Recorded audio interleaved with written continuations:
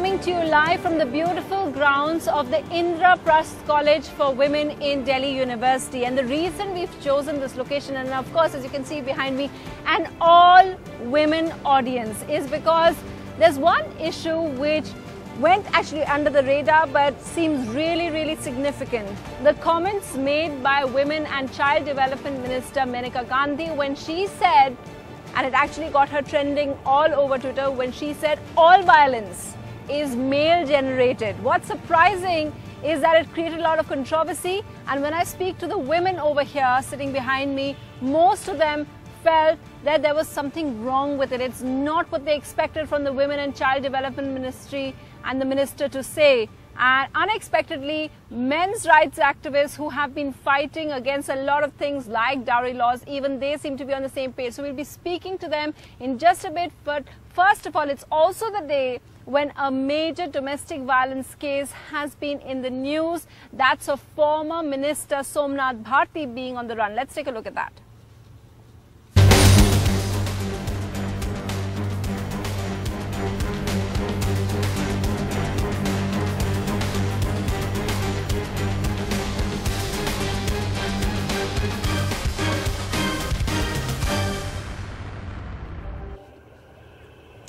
Tanima, we're talking about domestic violence over here, and of course Somnath Bharti being the major newsmaker today.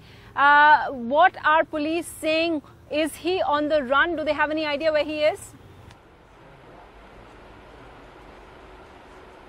Sunetra, we are coming to you from Somnath Bharti's office here in South Delhi. And for the past 5-6 days or so, ever since the FIR had in fact been registered by the Delhi police, police teams have been making short trips to this office and several other addresses that they are in the know of Somnath Bharti in the capital and in surrounding areas. They have not been able to find him yet. In fact, so many days after the FIR, initially the effort was to actually make him cooperate and join the investigation, which in other words means to call him for questioning at the police station. But now, after his anticipatory bail plea was rejected, the police got an NBW issued, then Somnath Bharti went to the High Court today appealing against the lower court order which had rejected his anticipatory bail plea. So now matters are getting really serious, and the police today in fact told us, sources told us, that they are seriously considering him to be evading an arrest and definitely missing from their radar. So teams have in fact been sent out today to surrounding neighboring states like Uttar Pradesh and Haryana, where raids were conducted. Even here where we are standing right now at Somnath Bharti's office, the police team visited today, asked questions to the staff members, but clearly they did not have any answers about his whereabouts. But yes, what the police are telling us is that since a very stringent law, the IPC section 307, which basically means attempt to murder, has in fact been, he's been charged with it in the FIR. So clearly it is a bit tricky for him. There are high chances that he could be arrested if he shows up. But now that the High Court has in fact given him a sort of reprieve for 2 days, asking the police to file a status report in 2 days and no coercive action to be taken against Somnath Bharti till that report is filed. So now Somnath Bharti, in fact, if he does appear in front of the police, will not be arrested for sure. So Netra? Okay, so that's the case today, the news of the minister, former minister being charged with domestic violence. But what about our Women and Child Development Minister Maneka Gandhi's comments about violence, about women's rights? We are also joined by Dr. Kalpana Vishwanath of Jaguri, a group that has been looking against crime against women. And we have also over here Mr. Sarkar, who stands for, whose NGO, they say, looks at men's rights. And of course, as I said, the women of IP College. Dr. Vishwanath, you must have heard what she has said. It's actually become very controversial when she said that all violence is male generated. Do you have a problem with that, or is that really backed by fact?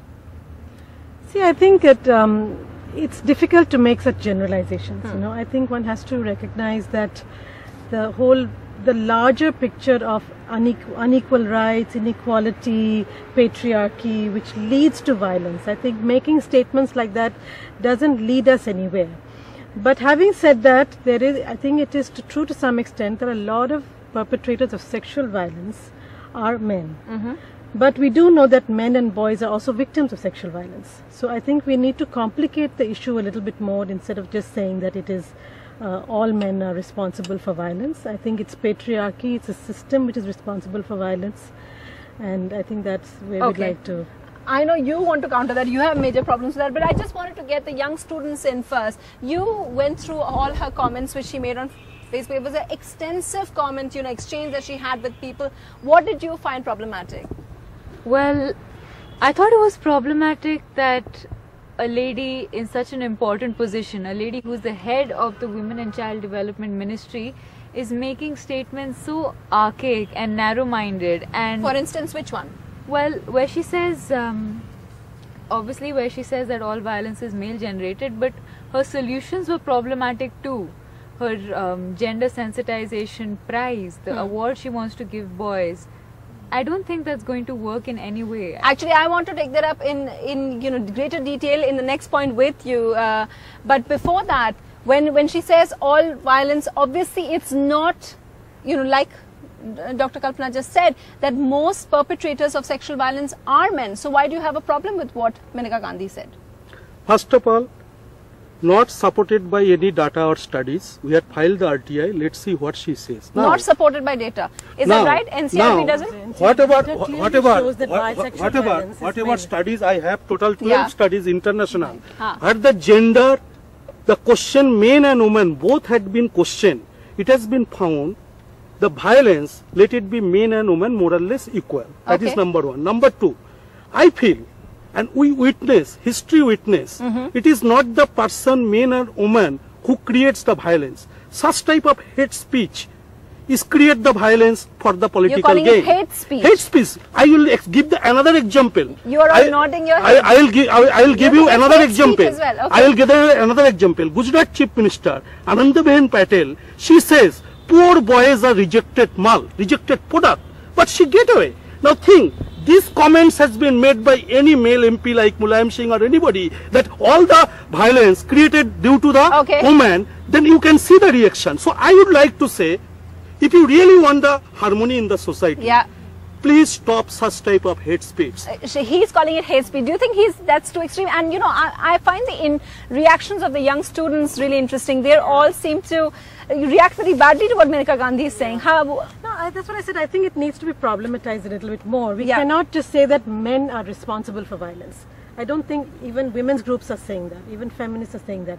We are saying that patriarchy is responsible for violence. We have to address the system of inequality, unequal rights, and the whole sort of how do we change the way people think, the way families treat daughters. I mean, we are talking about a society where still daughters are not allowed to be born. So we are talking about deep, deep inequalities. And I disagree with this gentleman where he says that all violence is equally men and women. There is enough data globally to show that male violence on women is extremely high. I'll just add here. But I'm not saying that there is no female violence. If you permit me, one second. Maneka Chandri does not understand the recent changes in 10 years. Just show to the Crime Bureau reports.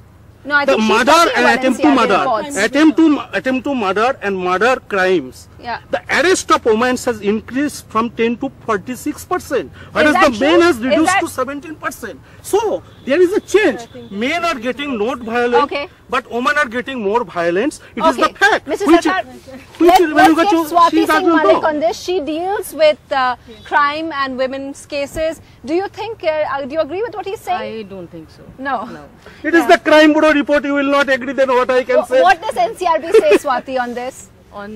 On women being more, he's saying that the number of women being involved in violence cases, that's increasing. Do you agree with that? No, I don't agree with that at all. Yeah. It's probably just, every crime is increasing overall. It's not just the percentage of women, it's also percentage of men which is increasing. Overall it's increasing. So it's increasing overall. You can't say that only women, the percentage of women is increasing. Okay, let's just get another student reaction in because they seem to feel very, very strongly about Maneka Gandhi. What did you want to say? What I want to say is that, our society comprises of both men and women. And if there is something wrong with our society, it is because there is something wrong in the society and not in men or women.